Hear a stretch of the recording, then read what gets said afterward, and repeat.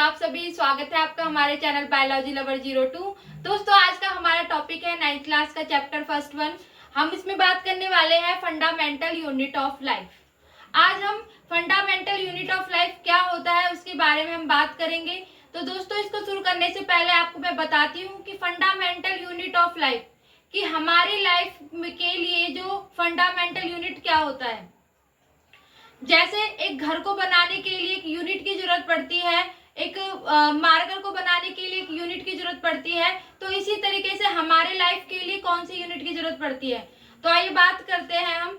आपको पता है कि घर को बनाने के लिए किसकी जरूरत पड़ती है। एक बिल्डिंग्स को बनाने के लिए ब्रिक्स की जरूरत पड़ती है, ठीक है। इसी तरीके से एक मार्कर को बनाने के लिए माइक्रोवेव्स के जो छोटे छोटे प्लास्टिक होते हैं उनकी जरूरत पड़ती है, ठीक है।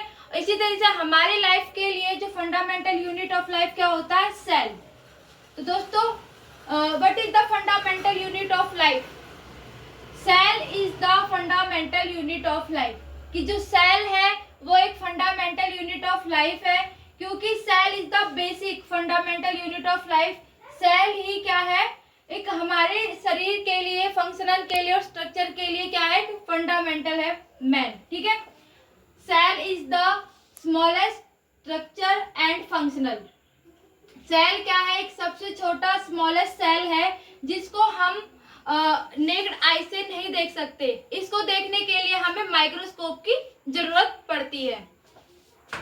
इसके बाद बात करते हैं हम कंटेन्स सेवरल बिलियन सेल, यानी हमारे बॉडी के अंदर बिलियंस ऑफ सेल प्रेजेंट होते हैं, ठीक है, जो कि विद डिफरेंट साइज, अलग अलग साइज में प्रेजेंट होते हैं, अलग शेप में प्रेजेंट होते हैं, ठीक है। तो ये क्या है, हमारे अंदर जो सेल क्या होते हैं, प्रेजेंट होते हैं। अलग अलग डिफरेंट साइज का मतलब क्या है, जैसे कि फीमेल्स के अंदर जो सबसे बड़ा सेल है वो क्या है, ओवम, ठीक है।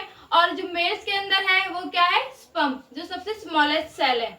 इसी तरीके से साइज की बात करते हैं, जैसे कि न्यूरॉन सेल होते हैं, ठीक है। हमारे जो नर्वस सिस्टम होता है उनका क्या होता है, अलग अलग डिफरेंट साइज में प्रेजेंट होते हैं। फॉर एग्जाम्पल के लिए, जैसे हमारे उनका वर्क भी अलग होता है, जैसे कि मसल्स कॉन्ट्रैक्शन का काम करते हैं, और हमारे जो न्यूरॉन सेल्स होते हैं वो कम्युनिकेशन का काम करते हैं। तो इस तरीके से ये सब मिलकर क्या बनाते हैं, एक सिस्टम बनाते हैं। मतलब सभी छोटे छोटे स्मॉल जो सेल्स होते हैं मिलकर के क्या बनाते हैं, ऑर्गन्स बनाते हैं, और एक क्या बनाते हैं, फिर एक ऑर्गेनिक सिस्टम बनाते हैं। इस तरीके से जो सेल है हमारे बॉडी के अंदर अपना एक अच्छा एक इम्पोर्टेंट क्या निभाती है, भूमिका निभाती है हमारी लाइफ के लिए, जो कि बहुत ही इम्पोर्टेंट है। इसलिए इस चैप्टर को क्या बोला गया है, फंडामेंटल यूनिट ऑफ लाइफ। अब बात करते हैं कि सेल की खोज कैसे हुई थी और कब हुई थी, ठीक है, और किसने करी थी। तो जो सेल की जो खोज थी सबसे पहले करी थी रॉबर्ट हुक ने 1665 में। रॉबर्ट हुक ने सबसे पहले इस पे सर्च करने की कोशिश करी, तो इस पे मतलब खोज करी थी। रॉबर्ट हुक ने क्या करा, एक पेड़ की क्या ली, छाल ली, ठीक है, यानी ट्री बार्क को लिया। फिर उन्होंने अपने माइक्रोस्कोप के थ्रू उन्होंने क्या करा, उसका मैग्निफिकेशन के थ्रू उसमें उन्होंने पाया कि उसमें छोटे छोटे क्या है, रोम्स है। उन्होंने देखा कि बार्क के अंदर क्या है, छोटे छोटे रोम्स प्रेजेंट है, जो कि देखने में कैसे है, मधुमक्खी की छत्ते की तरह। पर लेकिन उन्होंने ये पाया कि उसमें कोई मूवमेंट नहीं हो रही है, कोई मोबिलिटी नहीं हो रही है, क्योंकि उनके उस टाइम जो माइक्रोस्कोप का जो लेवल, उसकी जो पावर थी वो क्या थी, कम थी। तब उन्होंने सेल को क्या बोला, नॉन लिविंग बोला। रॉबर्ट हुक ने क्या करा, सेल को नॉन लिविंग ठहरा दिया। लेकिन उसके बाद भी क्या रहा, खोज जारी रहा सेल के बारे में। उसके बाद लुईन हॉक आए। लुईन हॉक ने भी इसी तरीके से एक ट्री बार्क लिया, फिर उन्होंने भी उस पर खोज स्टार्ट कर दी। उन्होंने भी अपने माइक्रोस्कोप के थ्रू उस पर खोज करा, ठीक है। उनका पर लेकिन जो माइक्रोस्कोपिक का जो पावर था, जो लेवल था वो क्या था, हाई था। उसकी जो मैग्निफिकेशन पावर थी वो क्या थी, हाई थी। उन्होंने पाया कि उसमें जो छोटे छोटे रूम्स है वो क्या कर रहे हैं, मूवमेंट कर रहे हैं, एक मोबिलिटी हो रही है। तब उन्होंने फिर सेल को क्या बोला कि सेल इज द लिविंग, कि जो सेल है वो क्या है, लिविंग है। उसके बाद जो मतलब उन्होंने क्या ठहरा दिया कि सेल क्या है, लिविंग सेल। लास्ट में जाकर के हमारी ये खोज हो पाई। अब हम इसमें बात करेंगे, मैंने आपको बता दिया कि फंडामेंटल यूनिट ऑफ लाइफ क्या है, इसका बेसिक मैंने डेफिनेशन बता दिया। आपको पता है कि सेल क्या है, फंडामेंटल यूनिट ऑफ लाइफ है। इसकी खोज के बारे में बता दिया। अब हम बात करेंगे कि सेल किस तरीके से ह्यूमन बॉडी के अंदर बनते हैं। ठीक है, आपको पता है कि सेल्स के हमारे एग्जाम्पल है कि ह्यूमन्स में भी सेल्स होते हैं, प्लांट लीफ भी सेल होते हैं, बैक्टीरियल्स भी सेल होते हैं, लेकिन उनके क्या होते हैं, रोल्स अलग अलग होते हैं सभी सेल्स के। लेकिन बिना सेल्स के कोई भी मतलब हम पार्ट बॉडी का नहीं बना सकते हैं। ठीक है, तो इसलिए सेल को क्या बोला गया, फंडामेंटल यूनिट ऑफ लाइफ। अब बात करते हैं कि सेल ह्यूमन बॉडी के अंदर किस तरीके से बनता है और कैसे सेल के थ्रू एक बड़े ऑर्गन सिस्टम का क्या होता है, डेवलप होता है। आइए बात करते हैं इसके बारे में। बात करते हैं कि सेल से हमारे बॉडी में जो मतलब पूरी ह्यूमन बॉडी का कैसे निर्माण होता है, कैसे ऑर्गन सिस्टम बनता है।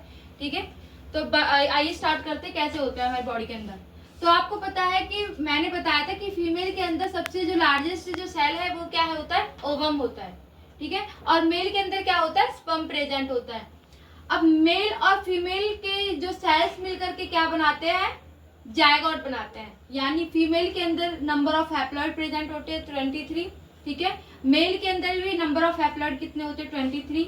जब फीमेल का 23 और मेल का 23 क्रोमोसोम मिलकर के क्या होते हैं, डिफाइंड हो जाते हैं, तो क्या बनाते हैं, जायगोट सेल बनाते हैं, जो कि क्या होता है 46 क्या होते हैं इसमें प्रेजेंट होते हैं।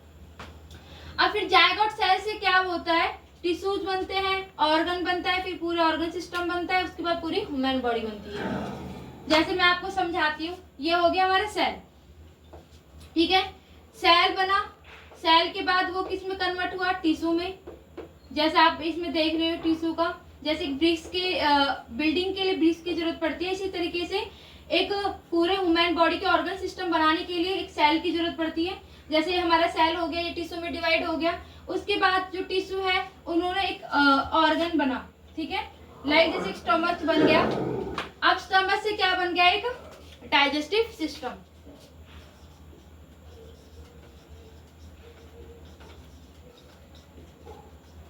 और डाइजेस्टिव सिस्टम से पूरी ह्यूमन बॉडी बन गई है, डेवलप हो गई है। ये है हमारे ह्यूमन के अंदर कि कैसे हमारे ह्यूमन बॉडी के अंदर मतलब सेल के थ्रू पूरे ऑर्गन्स का निर्माण होता है। एक न्यू बॉर्न बेबी में मेल और फीमेल के जब क्रोमोसोम यानी नंबर ऑफ हैप्लॉइड्स एक साथ में मिलकर जायगोट सेल बनाते हैं, फिर जायगोट सेल से एक बॉडी का निर्माण होता है, जायगोट बनता है, उसके अंदर फिर एक टिश्यू बनता है, टिश्यू के बाद फिर ऑर्गन्स बनते हैं, लाइक हमारा डाइजेस्टिव सिस्टम हो गया, हमारा रेस्पिरेटरी सिस्टम हो गया। इस तरीके से फिर वो सिस्टम पूरा एक बॉडी का मतलब रूप ले लेता है, लेकिन पूरे ह्यूमन बॉडी का हमारा क्या हो जाता है, निर्माण हो जाता है। इस तरीके से जो हमारा जो सेल है वो क्या है, एक बेसिक यूनिट है हमारे पूरी बॉडी के लिए।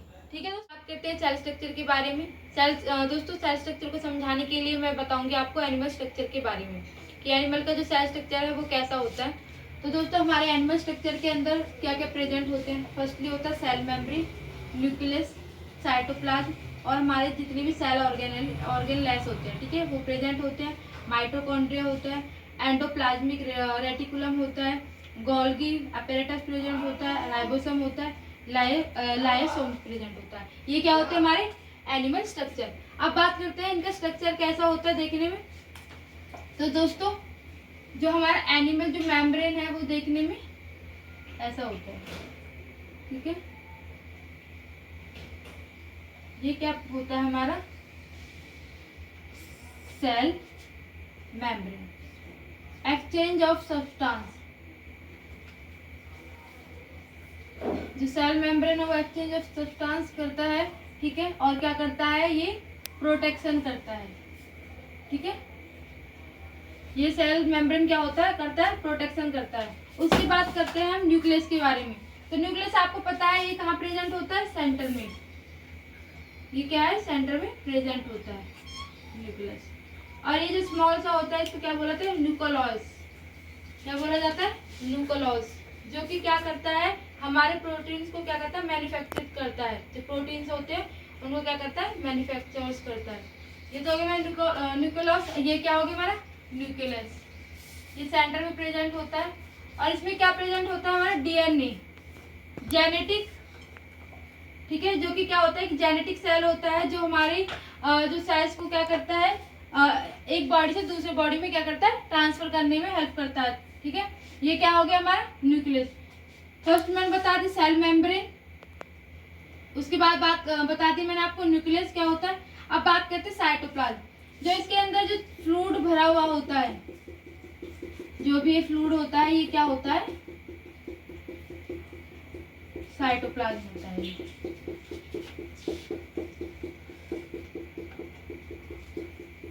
सेल मेम्ब्रेन के अंदर भरा हुआ होता है। ये हो गया दोस्तों साइटोप्लाज्म, ठीक है। उसके बाद है ये बता दी मैंने आपको, न्यूक्लियस बता दिया, साइटोप्लाज्म बता दिया। अब है सेलुलर ऑर्गन, यानी जो इसके अंदर जो छोटे छोटे जो सेल्स ऑर्गन्स प्रेजेंट होते हैं, ठीक है, ये क्या होते हैं हमारे सेल ऑर्गन्स। उसके बाद बात करते हैं माइटोकॉन्ड्रिया, इसमें क्या होते हैं माइटोकॉन्ड्रिया प्रेजेंट होते हैं, जो देखने में ऐसे होते हैं।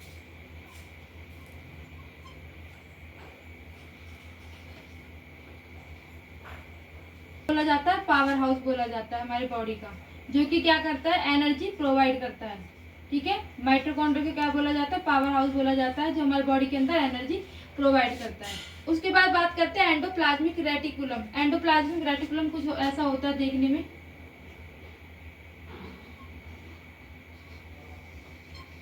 एंडोप्लाज्मिक हमारे 2 टाइप्स में होता है, एक तो स्मूथ में होता है, एक रफ में होता है, ठीक है, यानी RER यानी रफ एंडोप्लाज्मिक, HER स्मूथ। इनमें डिफरेंस क्या होता है कि जो हमारा रफ होता है उसमें हमारे राइबोसोम प्रेजेंट होते हैं, ठीक है, और स्मूथ में क्या होता है राइबोसोम प्रेजेंट नहीं होते हैं। और राइबोसोम हमारे न्यूक्लियस से कैसे जुड़ा होता है, मैंने आपको बताया कि न्यूक्लियस का काम क्या होता है, प्रोटीन्स को मैन्युफैक्चर करना। तो इसी तरीके से जो राइबोसोम होता है वो क्या करता है हमारी बॉडी के अंदर प्रोटीन्स को क्या करता है ट्रांसपोर्ट करता है हमारे सेल्स के अंदर, हमारी बॉडी के अंदर, ठीक है। तो इसलिए ये न्यूक्लियस से जुड़ा हुआ होता है। उसके बाद बात करते हैं हम गोल्गी अपैरेटस की। ये कुछ होता है, ये होते हैं हमारे गोल्गी अपैरेटस। मैंने आपको बता दिया कि जो राइबोसोम होता है उनका काम होता है हमारे प्रोटीन्स को ट्रांसपोर्ट करना। इसी तरीके से जो गोल्गी अपैरेटस होता है इनका काम होता है कि बॉडी के अंदर मतलब पहले प्रोटीन्स को रिसीव करना और फिर जिन सेल को हमारी जरूरत है उन सेल्स तक क्या करना, प्रोटीन्स को पहुंचाना, ठीक है। वो क्या होता है हमारा गोल्गी अपैरेटस। ये हो गया हमारा गोल्गी अपैरेटस।